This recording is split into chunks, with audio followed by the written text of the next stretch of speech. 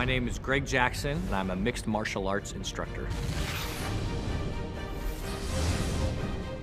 We train amateurs, professionals, and lots of different organizations, but yeah, there's boy, I don't know how many we've got, 20, 25 maybe in the UFC, something like that. It's a crazy number. Definitely the biggest camp in the UFC, for sure.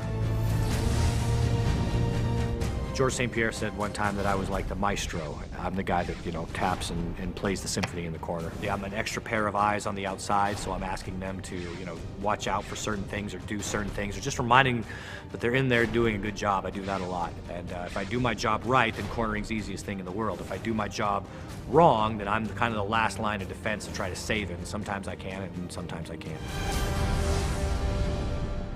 Well, a decision tree can be looked at either microly or macroly, and macro is a lot easier to understand. Macroly, you can say, do I want to throw a left punch or a right punch? That's called a cluster. Well, imagine if you could do certain movement patterns to make that fight predictable. So say, I am going to move in a place where all he can do is hit me with this right hand.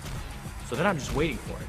And as soon as that right hand comes, oh, there it is. I knew it was coming, and then you're ready for it. It gives you that predictability, that gives you that confidence, and that lets you keep the initiative and lets you win the fight. That's a very important concept. So if you start thinking like that, you're not just thinking, okay, I'm going to come out and I'm going to throw 2 jabs and a right hand, and then I'm going to see what happens. If you're thinking to yourself, I want to put myself in a position that the very nature of his blocking my jab allows me to hit him with a right hand, then you're in a structure where you're maximizing your chances for success.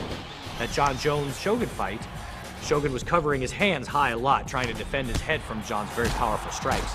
So at one point, John, understanding that, had a decision to either throw a left hook at his head, which was then blocked, or throw it at his liver.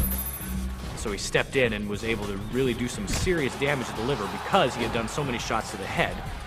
That set up predictability in a system, and that's a lot of what clustering is it makes fighting predictable. Having that in mind, all you're doing is clustering over and over and over. You're just putting yourself in these positions where no matter what they do, they're going to get nailed. The process is the only thing that I own. I don't own that victory. Like, the victory is theirs, but the process is mine and the fighters together. Like, we share that. Every day we share that. So when we win, I'm happy for about a minute and a half, and then I just want to do it again. UFC Undisputed 3, your move.